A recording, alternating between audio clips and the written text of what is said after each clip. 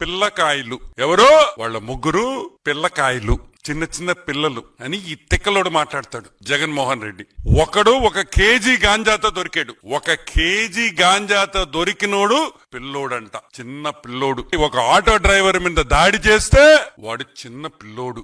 అమ్మాయిని రేప్ చేయబోతే వాడు చిన్న పిల్లోడు. ఒక ఆటో దొంగలిస్తే పట్టుకుంటే వాడు చిన్న పిల్లోడు. ఒక పోలీస్ కానిస్టేబుల్ మీద హత్యా ప్రయత్నం చేస్తే వాడు చిన్న పిల్లోడు. వాళ్ళ కోసం మా తిక్కలోడు వాళ్ళ కోసం తెనాలికి పోయి పరామర్శిస్తాడు. పరామర్శించింది కాకుండా చంద్రబాబు నాయుడుతో పోలుస్తాడు. ఈ రోజు నేను అడుగుతున్నా, సంవత్సరం అయింది నువ్వు ఓడిపోయి, ఈ సంవత్సరంలో అయినా మందులు తీసుకొని బాగవచ్చు కదా.